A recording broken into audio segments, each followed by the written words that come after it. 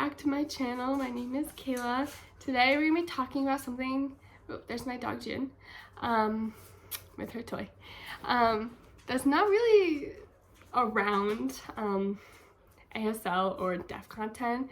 It has some of it, so if you're just focused on that, maybe click away. So I'm going to be talking about what it's like to be disabled in your early to mid 20s. I'm 23. I don't really know if I'm in my early or mid 20s. I think 25 is mid. Anyway, so I'm gonna take you through my life. I was born deaf or hard of hearing, they don't know. And then when I was a couple years old, both my parents worked in education, so they're like, oh, like she's not learning as well as she should.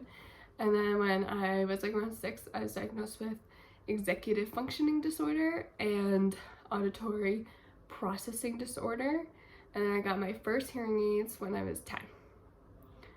So, and then like went to speech therapy, got the FM system, and I was taken out of class a lot, like most of the time in elementary school to get services, like accommodations for my learning disabilities.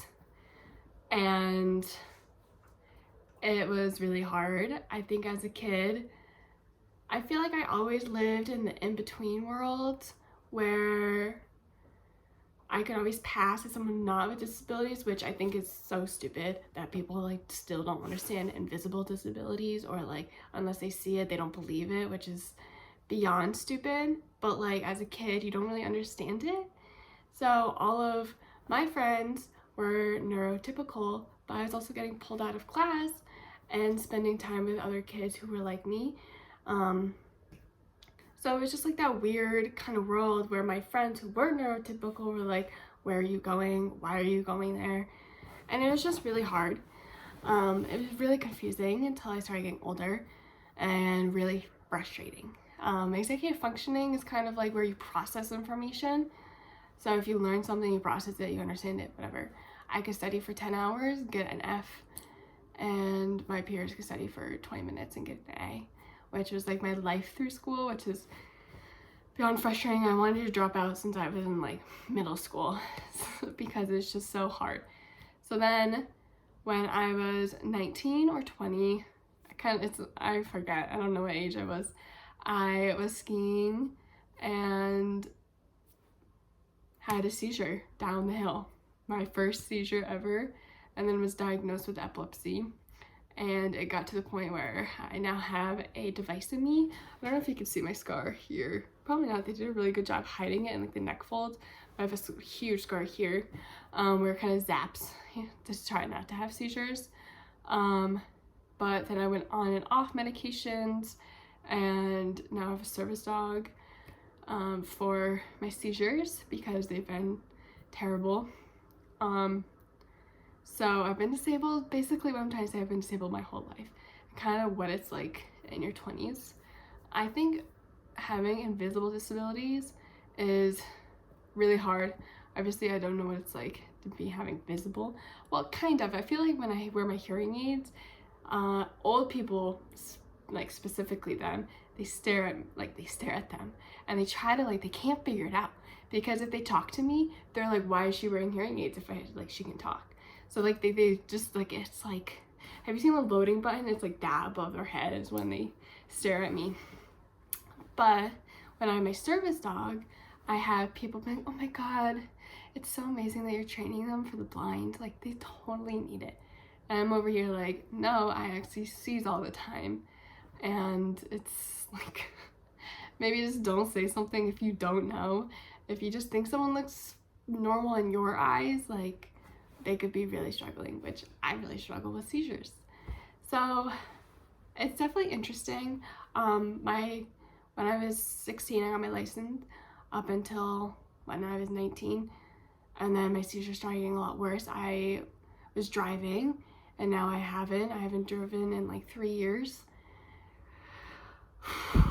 That is so much harder than I thought it would be. Having to rely on a person is just so difficult. Like I am really lucky to have a boyfriend that is like, you need to be driven somewhere, let's go, hop in, do you want to get coffee first? And he's amazing with it. But sometimes, like, I just want to be alone. I just want to go get coffee and go shopping by myself, and I can't do that, which is really frustrating. If I get in an Uber, I have to bring my service dog, and I've had so many Ubers. I had an Uber driver, actually. He looked at me, I saw him pull out, look at me, look at my dog, and then cancel. It was like, I was mortified. It was so embarrassing. But Uber and Lyft don't have like the option of saying, I have a service dog. So it kind of screws over disabled handlers. Well, most handlers are disabled. Anyway, so it's just, and Ubers are so expensive. Like, there's like a $5 processing fee. What is that? Like, I can't go to the grocery store without spending $40 just on an Uber alone and like just trying to get groceries. So it's definitely a little harder. And then I wanted to go out with my friends when I was home, and because my medications, they do not mix well with alcohol. So when I was 19, before I was even legally allowed to drink, my doctor's like, don't drink. So I felt like it's kind of hard, since a lot of things that people do is like socially drink, and I don't really do that. So most people think, oh, like, you don't drink because you're sober if you've had problems with alcohol, and so they're kind of weird around you. And then I feel as though I have to tell them it's because of medication, and then they're like, oh, and then I have to jump into that I have epilepsy. It's like this really weird social construct around alcohol. So it's just like, going out, I kind of have panic attacks of, what if I just seize in the middle of the bar? Like, that's embarrassing. But like, I'm drinking water while my friends are drinking alcohol, and like, I can have fun no matter if I'm drinking or not, but other people, they can't, but so they think that you can't. So definitely being disabled in your 20s is hard. Living on your own, I do live with my boyfriend, but living on your own as a disabled person is also really difficult. You know, with epilepsy, I had to make sure that, like, I texted someone that I was gonna go shower, and then I took them back, since water is a huge thing. And making sure that my house now is one floor.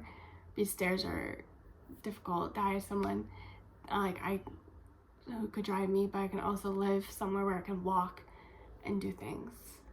So yeah, just being disabled in your 20s is a lot harder than you may think. Visible or invisible disabilities, I think you're all disabled. We're all disabled here. We're all in this together. It definitely takes my self-esteem away. Some of my medications cause weight gain, and then some of them cause weight loss. And I don't know why I'm crying about this. This is stupid. I can fluctuate 20 pounds one month, like up, and then down another month. So I just live in sweatshirts because like body dysmorphia is like, I don't know what I am, you know, like, am I 20 pounds heavier? Am I 20 pounds lighter? I'm eating the same. And it's just, yeah. I think living with disabilities is awful. Like, now I'm out of breath because I have a heart condition, and talking too much ramps it up. So it looks like I'm exhausted when I go up and talk to someone. I'm like, but yeah, I kind of just want to talk about what you see online isn't true, and there's a lot of people struggling, even though they pretend like they're not. Yeah, so I hope you guys all have a good day. Also, I'm balding. I don't know why my medication's causing me to bald. This is great. But yeah, I hope you guys have a great day. Bye.